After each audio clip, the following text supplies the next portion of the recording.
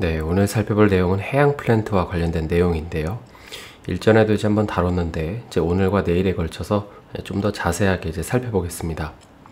그동안 국내 조선사들이 힘든 시절을 보낸 이유가 무엇이냐고 했을 때 많은 분들이 저가 수주라고들 알고 계시겠지만 사실 그보다 더 근본적인 이유는 바로 이 해양 플랜트 산업이었습니다. 조선소에서 오래 근무를 해보셨던 분들은 잘 아실 텐데 이 2000년대 후반에서 2010년대 초반만 하더라도 국내 조선소들은 옛날과 환경이 많이 달랐습니다. 일단 보시는 것처럼 이 야드의 규모가 엄청나게 커졌는데 기존에 있었던 이 드라이도크 외에도 플로팅 도크 그리고 해양 플랜트 사업을 위해서 지은 이 육상 건조 설비까지 거의 규모가 2배나 커졌습니다. 그런데 이거는 조선소의 모습이고 가외로 조선소 주변을 보면 프리미엄 아파트들이 질비하게 들어서기도 했는데 실제로 어떤 사람들은 거제나 울산 근처에 아파트를 구입을 해서 임대 사업에 뛰어든 분들도 많이 있었다고 합니다. 왜냐하면 조선소에 일하러 온 사람들 중에 거주지가 필요했던 사람들이 많았기 때문인데, 그러니까 인원 자체도 1, 20명 이런 게 아니라 적게는 수백에서 많게는 수천 명에 달하는 사람들이 필요했기 때문이죠.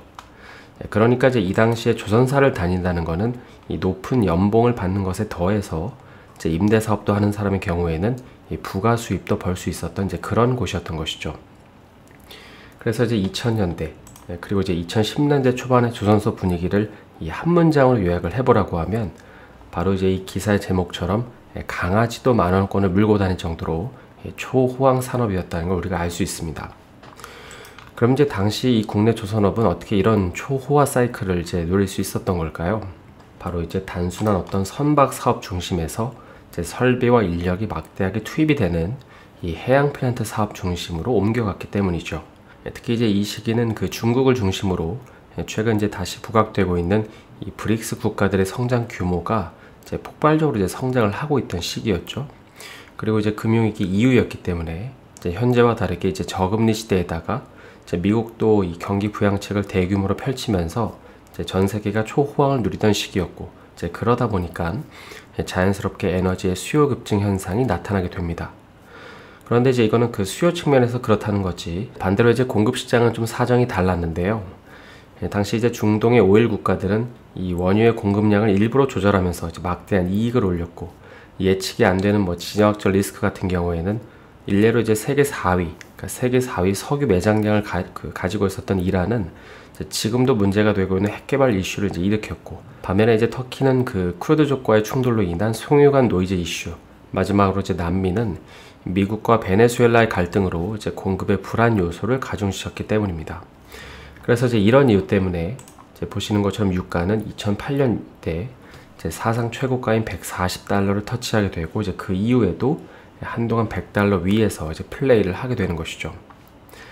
그래서 에너지를 수입해서 사용하는 소비 국가들은 당연히 비상이 걸렸고, 전 세계 국가들은 앞다퉈서 원유를 찾기 위해서 투자를 하기 시작했고, 전 세계 자본들은 일제히 해양 플랜트에서 그 답을 찾기로 결정합니다. 당시에 이건 국내 조선사들에게도 굉장히 큰 호재로 여겨졌었는데요. 왜냐하면 2000년대 중후반 슈퍼 사이클이 시작되면서 동시에 그 조선사들은 대규모로 설비 투자도 했었는데, 그런데 이 시기, 그러니까 금융위기 때문에 제대로 활용도 못 해보고 사이클도 반짝 끝났기 때문입니다. 한번 구축해 놓은 설비를 다시 없앨 수도 없고, 또 이걸 매각하려고 해도 도크나 암벽 같은 이런 고정 설비는 매각도 안 되기 때문이죠. 따라서 이런 상황에서 전 세계가 해양 플랜트 사업을 한다고 했을 때 추후에 문제가 되는 그 설계 능력이 부족한 조선사들이었지만, 그럼에도 또 한 번 엄청난 시장이 올 거라고 기대를 하고 있었던 것이죠. 그도 그렇게 지금 보시는 거는 그 대우조선해양의 매출표인데요. 여기 보시면은 2015년에 대우조선해양은 매출액으로 15조 원, 그리고 2017년에는 11조 원, 그리고 코로나가 터진 2020년에는 아쉽다는 얘기를 들었지만 그래도 7조 원의 매출을 올렸는데, 그런데 산술적으로 사실 계산을 해보면 여기 6조에서 7조 원이라는 매출은 결코 쉽게 달성할 수 있는 매출이 아닙니다. 최근에 우리가 이 조선업 관련 이슈를 보면 빠지지 않고 등장하는 게 바로 LNG 선박이 있죠. 지금은 이례적으로 가격이 조금 더 많이 올랐지만 계산하기 쉽게 한 척당 가격을 한 2천억 원으로 잡아보겠습니다.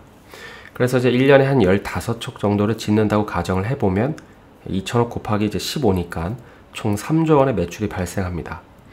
그리고 이제 여기에 더해서 대형 컨테이너선이 한 척당 이제 이때 당시에 1,500억 정도 했으니까 이제 이걸 10척을 건조하면 1조 5천억 원이고, 그리고 이제 1,000억 원 정도 하는 VLCC 또 10척을 지으면 또 1조 원입니다.